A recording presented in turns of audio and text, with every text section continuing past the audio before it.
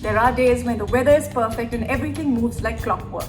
And then there are days when the electricity is failing, curtain rods are dropping mid-interview, and you're shivering despite layers of thermals and sweaters. No prizes for guessing what kind of a day I had to endure while shooting for this episode of The Icons. But again, there is no better antidote to a bad day than having tea with Ruskin Bond. And we're sparkling bright. I am here with the only Bond that matters to me. James Bond can go and fall off a cliff. We have Ruskin Bond. I'm shaken, I'm stirred, I'm everything, though there isn't a Martini inside. I'm so happy to be here. Thank you again. We're doing this more or less in the dark. No? I think so. Like you said, we're dancing in the dark. Tell it, you're blocking the light yourself. So you'll have to put it on and move out. Oh. I am the cameraman. But that's, we have to make do, and that's life, Yes. right? Yes. And, oops. And I think that is why, at least I think I write, because in our universe, we can govern the rules, unlike here where your curtain rod has just fallen off. We've had one sound coming there, the electricity is gone. In a book, you can make it exactly the way you want it to. And that's why. Yeah, I guess that's the charm of writing. You can lead a double life in a way. Yeah. And do things in a story or in a memoir. He should that. No, we won't. Just leave that down. I used to admire Laurel and Hardy films, but I never knew I'd be in one. I mean, right now it seems like we are in a slightly comic situation. I wish you could see what's happening all around us, but there is a joy in chaos somehow, and I think we both are trying to find it at this point. So you were a wicked little boy. Well, not all that wicked, but I had my wicked moments. No, I was considered an angel by people who didn't know us very well. No, you are still wicked, because yesterday my daughter met you and she's written an essay about that meeting. She said you have a three-legged, oh thank you so much, that's wonderful, thank you. So she wrote an essay about meeting you, and she said, I met Mr. Ruskin Bond, he has a three-legged cat, and he told us stories about when he was a little boy, and he said in his exam paper, he wrote exams are rubbish. Yes. So you have influenced her in a terrible way even now. Do you still believe that exams are rubbish? Well, that type of exams that we had in those days, I think, were rubbish. They were very often based on learning by heart, Yes. things by rote. Yeah, I had a wonderful professor in school, in my boarding school, who said, and every time we would repeat the things we've learned in exactly the way we'd been taught, he said, if I wanted to see parrots, I would look up in the sky, not in my classroom. Yes. And he really was remarkable, because at that time, we were all learning like that. The only thing that mattered was rote learning. Of course, it was nice. I'm glad I learnt all those nursery rhymes I did when I was very small. That wasn't part of I hope you schooling. didn't learn Twinkle, Twinkle, Little Star. Oh yes, we can't forget that one. Oh, I wonder what you are up above the sky so high, like a diamond in the sky. No, but they used to tease me, not like a diamond in the sky. They would tease me saying like a teapot in the sky, because I was round. So that was my sort of nemesis, that nursery I rhyme. remember You that. wrote a really good one yesterday. You were telling me about, which would be a great interest to all the selfie-obsessed people in the world. What was the one you wrote yesterday? Oh, the Yes. one I made up. Poor Aunt Elfie. She lying cold and stiff. She tried taking a selfie at the edge of a cliff. Well, A rather wicked one, I'm afraid. so now you know why you should not take selfies even near the edge of a cliff. So we'll come to your writing style, but I have a question about your sartorial style. When have you shifted from pants to these decadent robes? Basically, it goes going back to the beginning of this COVID shutdown, Okay. when that first 6 Wave, months yeah. when it began, and nobody could go anywhere, and it was still winter, so I think that there seemed no point in dressing up in Yeah. shirts and pants, and it was more comfortable like this. Easier to write better. Thing is to be comfortable, I guess, and Yes. when you're working or writing or reading. How was the lockdown? Did you get a lot of writing done? Did you feel it was oppressive? I was lucky, because at least up until 2-3 months back, I was working quite steadily and doing perhaps a little more than I normally do. Oh, okay. I was reading more, certainly. I was at one point doing a book a day almost. I was reading. Really? But light reading, crime novels, detective Yeah. stories, or travel, or things like that. But you do love detective novels, and Yeah, right. I can write a history of the detective novel. yes, I going know, back to- because yesterday you told me about how, I'm not going to name that hotel because Tweak actually got sued by that hotel when we put it down in a list of haunted, spaces. Oh, But that is also due to you. This predicament that we found ourselves and the hotel was because of you. We are not naming the hotel, but you started writing ghost stories about that particular hotel. I think I'm guilty of creating a lot of Chaos. chaos in the supernatural world. What were the stories you wrote? It was a hotel in Missouri. What were the stories that you wrote about that hotel? Well, actually, the original one and the true story was not a ghost story. Okay. It was about a famous murder that took place there back in 1912, and very widely reported. My theory was that Agatha Christie had based the plot of her first novel on this particular What was story, that? and it's appeared. And my article on the murder and my theory about it, it's appeared in 2 or 3 of my collections. Yeah. So nobody's sued me, and in fact, I think they've reprinted it themselves. Somewhere. Yeah.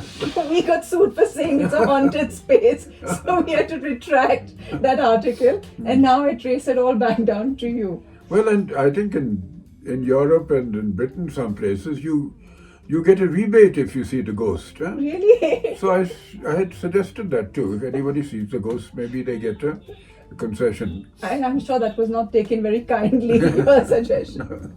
Have you seen any ghosts? I can't know. I have to admit that though I've written dozens of ghost stories over the years and enjoy reading them, and I know kids like reading them because it's a sort of safe fear. Yeah. You scare yourself, but at the back of your mind, it's not really happening. I mean, the nearest I've come to having maybe a ghost in my bedroom is when some nights I don't sleep very well, and I'm aware of somebody, and I toss and turn and my bedclothes fall off, and I'm aware of somebody picking them up, putting them back, tucking me in, and I switch on the light, there's nobody there. So if it's Siddharth's mother, then she's in and out very quickly. Or you have a ghost who really likes your writing and wants to make sure you're comfortable so you Well, can I'm get up the comfortable. next day and write again. What is your writing routine? How do you begin in the morning? How do you I guess go about morning it? is a good time. It's about the best time because you're reasonably fresh, and if the sun is coming into your bedroom as it does on a sunny morning, I can sit on my bed near my desk and write a couple of pages. And a diary, I used to keep a diary off and on, not a regular one or a confessional one, but dreams. I have a dream book, so Oh.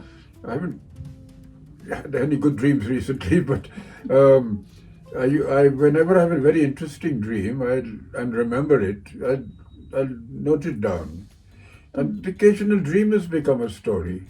If having a nice dream and suddenly it's ended, and you want it to continue, so I fall asleep, and sometimes it continues. What is Ruskin Bond's wonderful dream that he wants it to continue? What is that sort of dream? Oh, they're usually romantic dreams. I have to admit.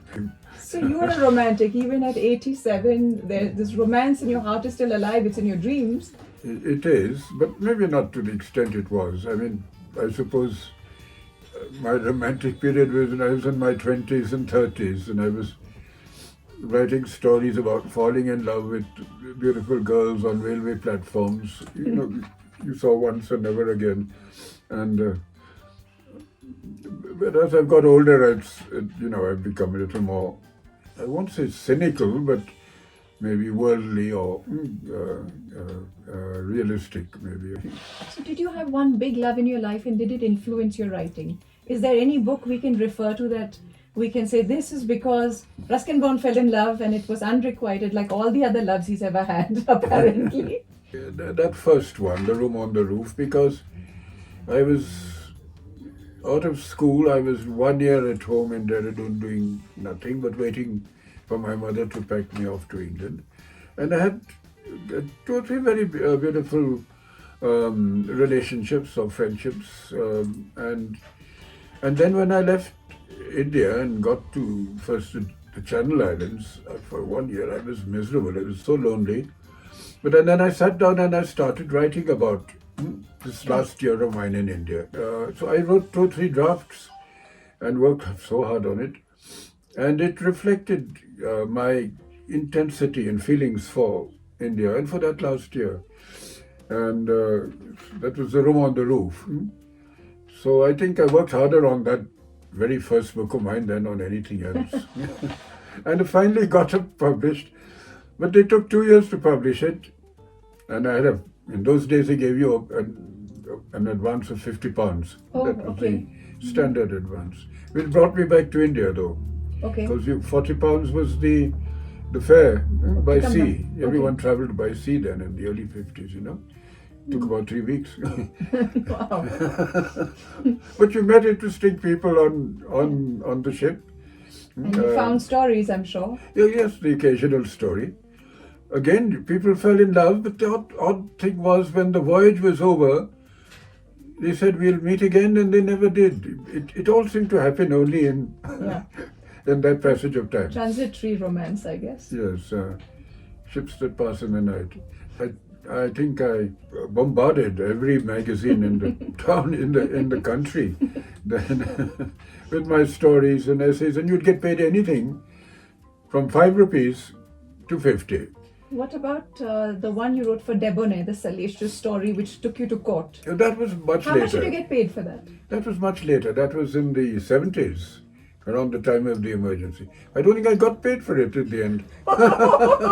So you went to court, you had to keep Went going. to court. Fortunately, they fought the case because they had to, and they could have been shut down. So they fought the case, but I had to come and go at my own expense and stay there at my own expense. For an article that you never got paid for. So Yes. it really was a double whammy in that way. The judge said he enjoyed it. I'm sure he did. But the judge was reading Debonnaire just for the articles. So what was this epiphany that, you said, I want to write for children now? To be perfectly frank, it was a practical reason. I had done a sort of novella called Angry River, and I'd shown it to a publisher in London, Hamish Hamilton, and the editor said it was a bit too short for an adult novel, but if I worked on it a bit, and it would make a good a children's story or children's novel, Angry River. So I did that. I've always been ready to take suggestions. Yeah, that's what I was going to ask you. Throughout my writing life, from editors, publishers, anybody, I'll take suggestions. And so I did that, and they published, and it was quite successful. And after that, I did The Blue Umbrella, which also did quite well. Yes. Abroad, and then got turned into a pretty film. Yes, I saw that in the first lockdown. It was That's such a beautiful little film. With the whole family, we sat down and we watched that together. So how many of your stories have been adapted into movies? Well, 3 that are well known. That was A Flight of Pigeons, which was made into Janoon by Shyam Benegal back in 78, I think. And then Blue Umbrella, what about that, 10, 15 years back, and Saat Khoon Maaf. You also acted in a movie and you kept messing up, right? What movie was that? Oh, that was Saat Khoon Maaf, was it? Yeah, I think it was Saat Khoon Maaf. Yes, And what was your part? What were you playing? I was supposed to be a padri or a priest who had to give a fond or a fatherly peck on Priyanka Chopra's cheek, when giving her some paternal advice. And I did it rather clumsily, not being in the habit of kissing beautiful actresses on the cheek. and I think displaced her spectacles, but she was very sporting about it. So I was told to do it again. And I did it a second time and a third time. And when I had about 5 or 6 Retakes. pecks on the cheek, the director, Vishal Bhadraj, said, "Mr. Bond, I think you're doing this deliberately." Because you're enjoying it. I don't think poor Priyanka Chopra enjoyed it. So that was your little foray into the movie business. Into the movie business, yes. And in the last scene, they topped me up to look like a bishop. Oh. And I was quite impressive as a bishop. I thought maybe I missed my vocation after all. It's never too late. In your life, at least, nothing is ever too late because you're still writing prolifically as ever. What are you working on now? Well, because I had been feeling too great in the last couple of weeks that I abandoned a short story. But then I felt I can do short things. So I was writing some poetry, some limericks, verse, and short things, and to fill in the time. And then let's see. After all, I enjoy writing poetry too, so it's all part of the. Tell me one thing. You've been living. I mean, I believe that writers need inspiration. They get inspiration from their travels, from people they meet. You live a slightly more reclusive life, if I'm not mistaken. Fairly over the years, yes. Over the years. So where does that inspiration come from at this point? It comes from nature, it comes from people, from relationships, it comes from books, it comes from other writers, it comes from just living and the fact that I enjoy living. I want to convey that too through my writing. So and I'm a very personal writer. And I guess being a personal writer is one reason why I don't run out of things to write about, because I can look inward. Does it get easier as the years go by? I'm finding the fact that it's getting a little more difficult because you're trying to constantly better yourself or up your game in a way. I think if you're trying to get better and more and using a wider canvas, it will get tougher, I guess. And for you, has it gotten easier? No, because I know my limitations and I worked within them. So in this world today where everybody's chasing youth, we're trying to wipe out our lines, lift up saggy bottoms, saggy bosoms. You have the secret of how to keep a youthful heart. What is that secret? How do you keep your heart young? Oh, I guess it's, might be just, one is born maybe with a cheerful disposition. It could be part hereditary. As you grow older, become philosophical. Maybe reading helped me too. I could as a boy, I was more inclined to depressions than I have been as an adult because of family. Parents breaking up and adjusting to a step parent and things like that. So, but my great escape was two great escapes. One was books, and the second was the cinema halls. I was through the 40s and 50s a regular, and I'd worked out a system in Dehradun. There was a little cinema hall where, in the interval, they used to play music, and they only had 2 records, and you kept hearing the same song again and again, K Sarao, Sarao, something like that. And so I had a collection of gramophone records, and I took them one day to the cinema manager, and I said, "Sir, here, Lord, give us a change. Play these records in the interval, you can have them." And he was very grateful, and he gave me a free pass. So I could go and see a film free every day. So your therapy is basically books and movies, and that's what still your... And music to some extent. And music. Nature, of course, yeah. Plants, flowers, trees, anything that grows. Okay. Yes, anything that grows, even a bean. So My love was like a bean field in blossom. That was the opening line of a poem by John Clare. He wasn't very romantic. He thought of beans as being romantic. But why not? I suppose. The other people, poets do think of roses and violets, but... Beans are slightly more useful than roses, right? You can admire them, you can eat them. Yes, right, and I suppose he wandered about a bean field and met this beautiful girl. Yeah. So there you have it. How do you stay young like Mr. Ruskin Bond? Read, watch movies. Well, read a little bit more than watch movies, Yes. right? Because that's what the system Yeah, is. now I don't watch movies that much, but it was an escape for me then, as a Yes. boy. Okay. An escape. I would go into a dark cinema hall and I would sort of live another life watching Yes. all kinds of films. And now you live another life in your head, which is what writers do. The And world the is best way. the world is no bigger than our heads. I agree. Than each person's head, I think. That's why we say we live in our heads. That's why we keep stumbling and falling and are just clumsy by nature. Yes, You yes. said you're as clumsy. I am. thought I was the only I'm one. clumsy in forgetting it. I managed to get the right socks on today. Yesterday was one Yesterday red, I had a one green blue. one and a blue one.